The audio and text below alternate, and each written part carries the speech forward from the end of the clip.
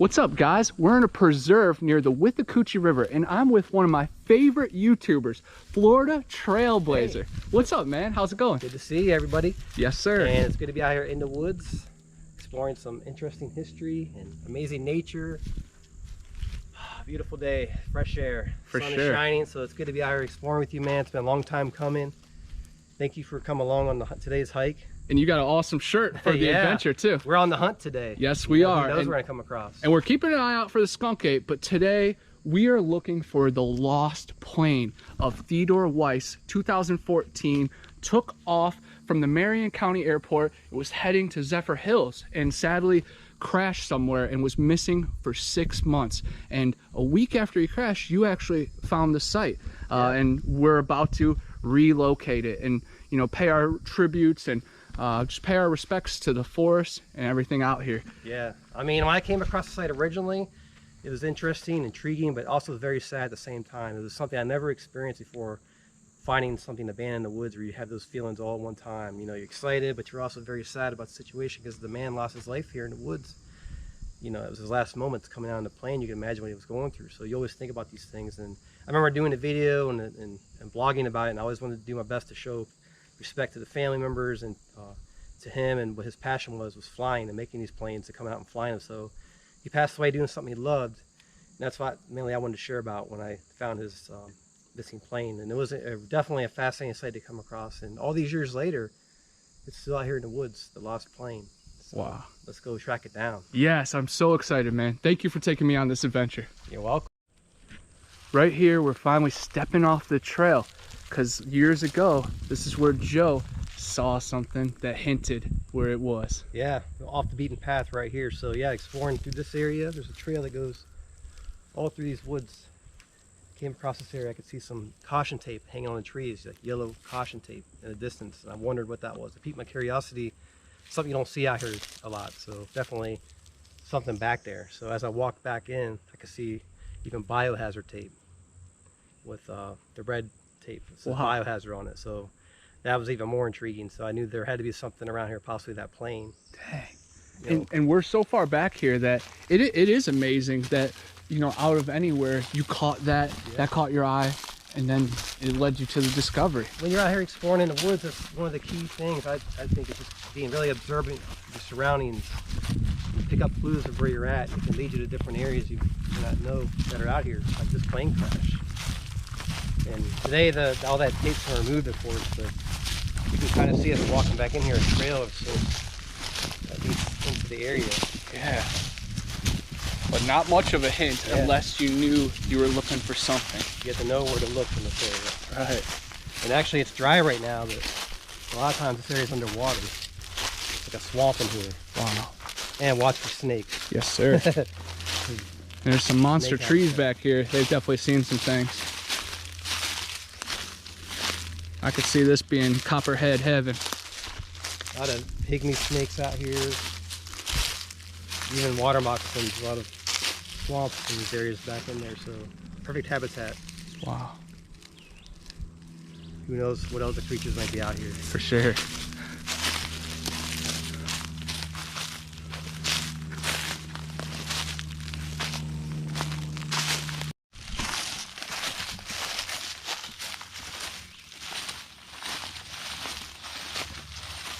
A lot of people have been using the tri-field meters too, just because sometimes areas make it spike, and then of course they say sometimes the creatures, you know, send infrasound and make it spike.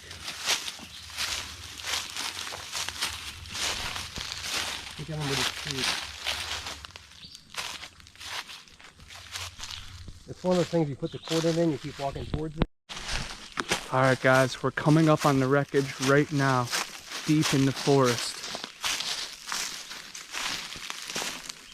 Theodore Weiss, 2014, was missing for 6 months after his plane vanished, heading for Zephyr Hills. Love to see the cross, the memorial here for him.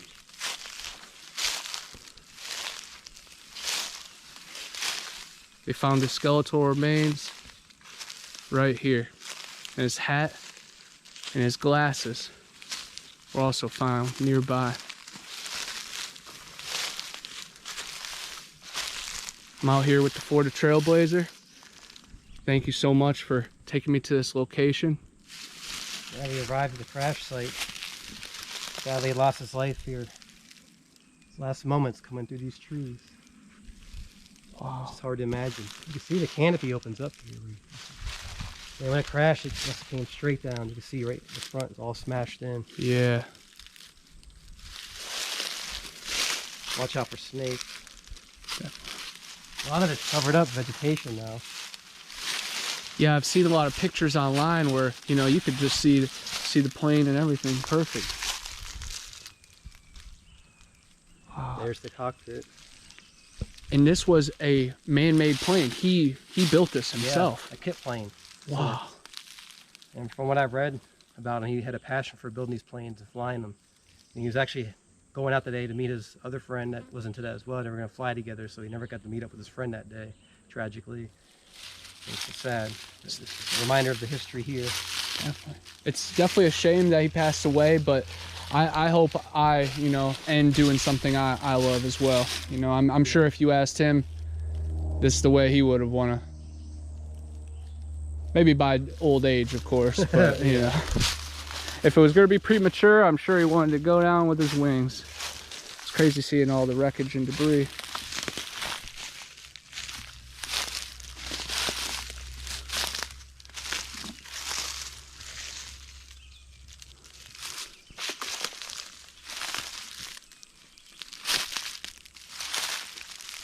Garmin. So this is a battery, but that's for GPS. So that was for his locating. Crazy. The Garmin locating. I'm sure. Yeah. A lot of stuff is scattered around here, debris from the crash.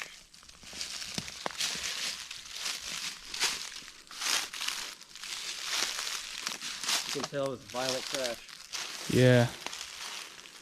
Doesn't look like there was a fire or anything, though. It was just pure impact.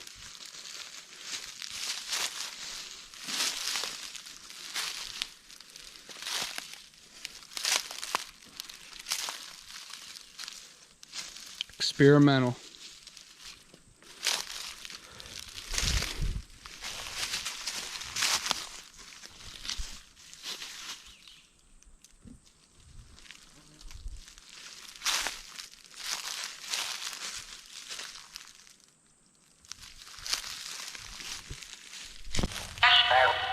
We have the spirit box going while I'm circling Teddy Weiss's plane. The Florida Trailblazer and I are out here to pay our respects to the forest and the fallen ones. Teddy, if you're out there, could you let yourself be known?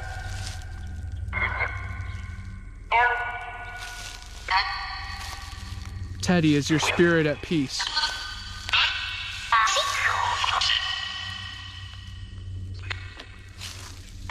What happened in the sky?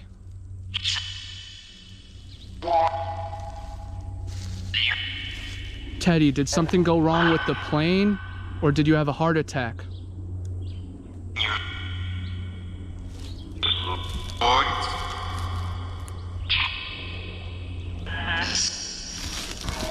Is there any spirits that are out here visiting with Teddy?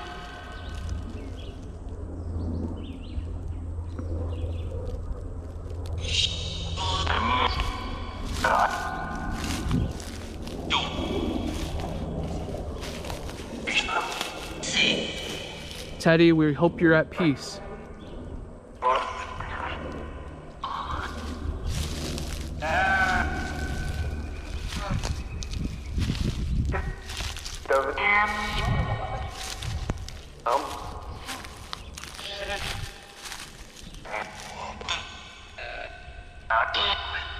May you live forever, Teddy. Fly on.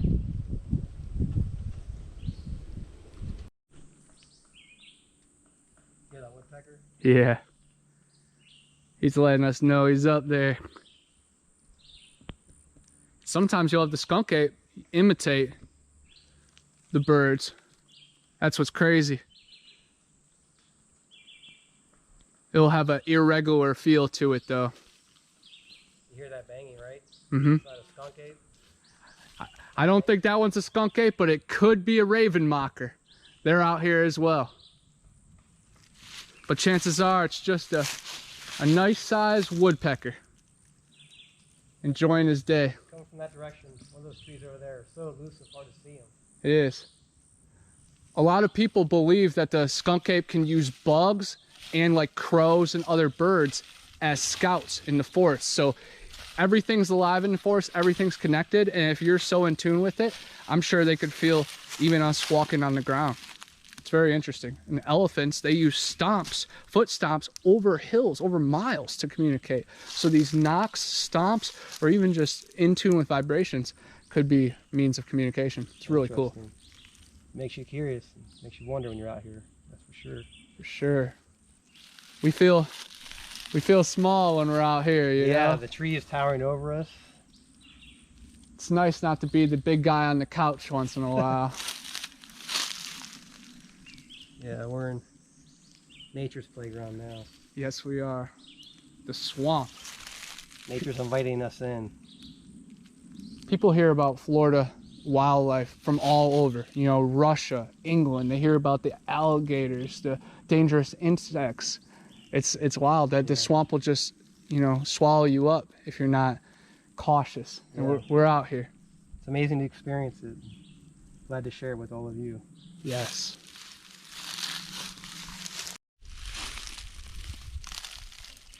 So it came straight through the canopy here. Took a nosedive.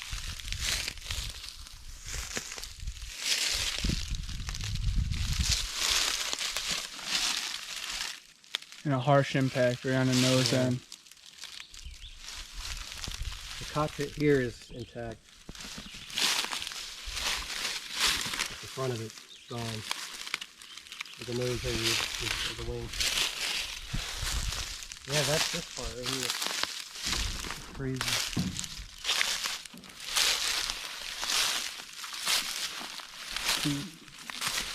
I wonder what these were, like some side buffers somewhere? Yeah, part of the wings. Part of the wings?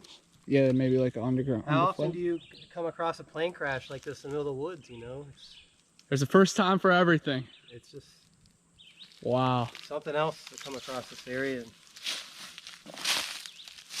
I wonder if like the wildlife, you know, comes by here and it's like, oh, so they start sniffing it because it's something different, you know? Yeah.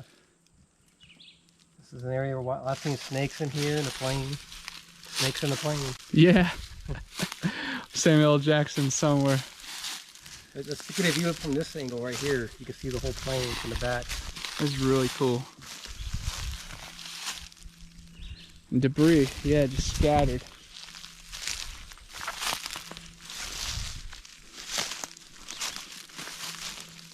See if there's any hiding back here. So maybe through that opening, maybe something like broke off.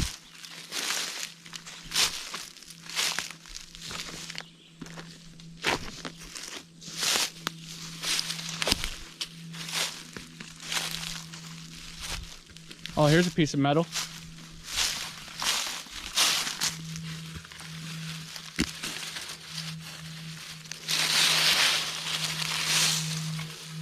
Wow. Looks like the same size as the other hole in the plane.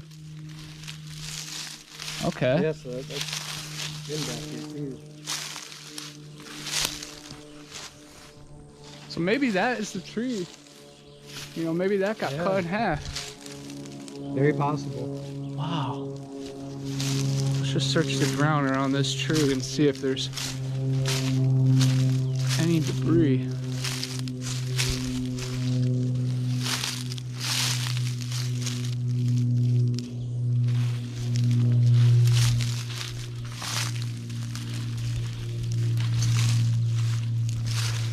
Tim T from the Mid-Florida research team, he always puts his hand on the trees to absorb what they've seen and felt.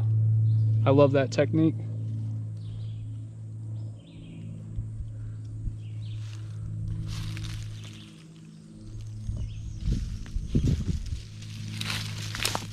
Kind of a weird smell over here.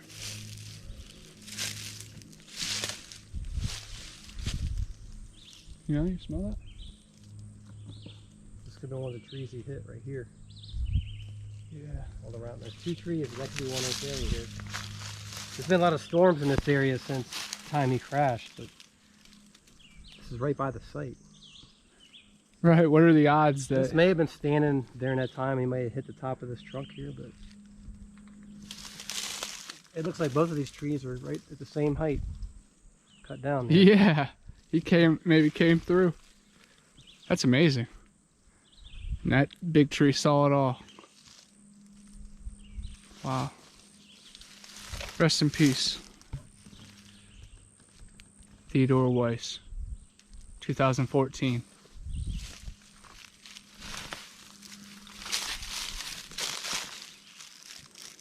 But this is a long time coming for the Florida Trailblazer and I to link up deep here in the forest, and that's how it started off with a bang.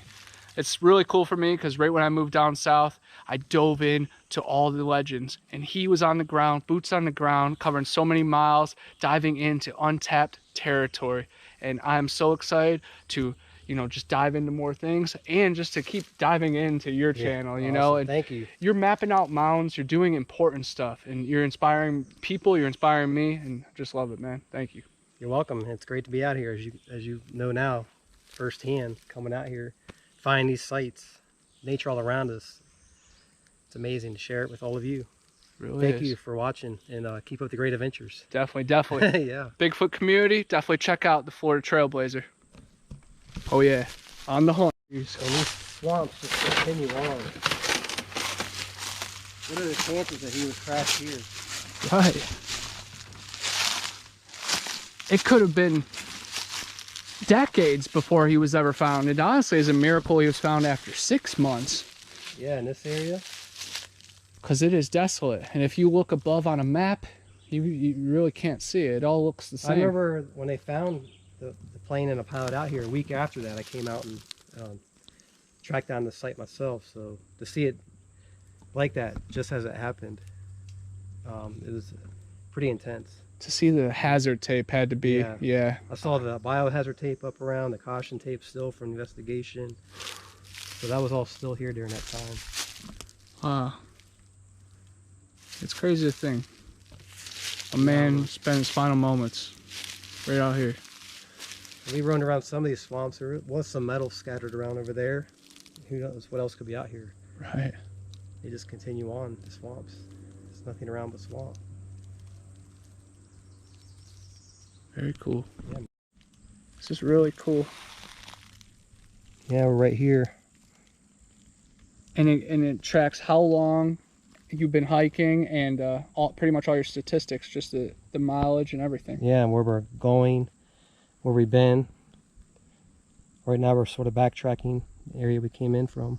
That's really cool. I love analytics, so it's cool just to follow that same path. It's like, oh, why didn't we just kind of go in a straight line? Oh, because there's giant trees right there. That's why you make that little divot. Yep. It's interesting. It tells the story itself. Yeah, and you can take waypoints along the way so you can make marks. Yep. And that would be very beneficial for Bigfoot research, because all the glyphs on the ground, you put a flag, and then you see a teepee right there, and then you see an arch right there. Yep. Then you got a growl over there. You can mark the GPS location so you can keep track of it and then come back to it. Yep. Share it with team members. Yeah, it's definitely good. I use it for keeping track of areas, and besides navigating, it's good for that too. So definitely a useful app called Wikiloc. Yep, and you can download it in the App Store. Oh. And you can also use it on your computer, your iPad. And that would be big for hiking alone, too. You know what's neat about it, too, is you can download your hikes from it into Google Maps. Wow. And Google Earth. So you can log into Google Earth, and you have a layer of your hikes up here. So it's pretty interesting to use it that way, too. In different parts of the season, you can track your different routes you had to use. That's really cool. It's definitely helpful, especially if you don't come back to an area for a long time. Mm-hmm. And you're out here in areas like this, everything around you looks the same, so it's easy to get turned around. Right. But if I'm using this, I can backtrack, see where we've been. Right here. So we're on track right now. It's amazing. But coming in, you didn't really, I didn't see this trail as much coming in, but coming out, you can kind of see this trail here now. Yeah. From 9 years ago. So I wonder if they had ATVs, you know, carry the rest of the body out. They had to get some machinery back in here, for sure, and vehicles. So this trail may have been partly made back in that time. I always admire the pine cones because the pineal gland, our third eye, is the same shape of a pine cone. And it's the Fibonacci spiral, the golden ratio. It's perfect, you know, it's a seashell, it's brain waves, it's the solar system, it's life itself.